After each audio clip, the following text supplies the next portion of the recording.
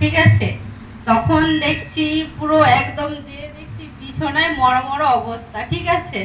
Doctor তো বলেই দিয়েছে যে এর আর কোনো কিছু করা যাবে না, ঠিক আছে, তোমরা সুস্থ করে ইঞ্জেকশন দিচ্ছে, যন্ত্রণা হচ্ছে ঘন্টায় ঘন্টায় 5 মিনিট ছাড়া ইঞ্জেকশন দেওয়া হচ্ছে, তবু কিছু যন্ত্রণা থামছে না।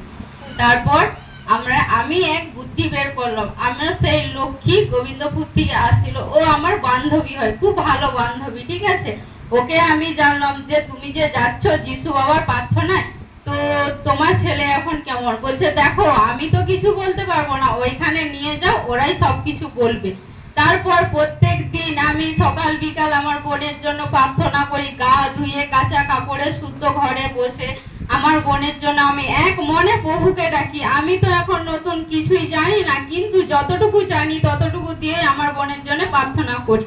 তো দেখছি আগের থেকে অনেকটা ফোলাটা কমে গেছে, অনেক বড় জাতীয় ছিল, যে যে কেউ দেখলে মানে সে চমকে যেত, সেটা আর নেই, অনেক কমেছে, বা যন্ত্রণার থেকে অনেক মুক্তি আছে, অনেক ভালো আছে। একটু দুর্বলতা তো লাগবে, এত বড় জিনিস টাইম তো লাগবে, কিন্তু প্রভুর বিশ্বাস আছে ও ভালো করে সুন্দর করে দেবে, ঠিক আছে। ধন্যবাদ, জয় যিশু।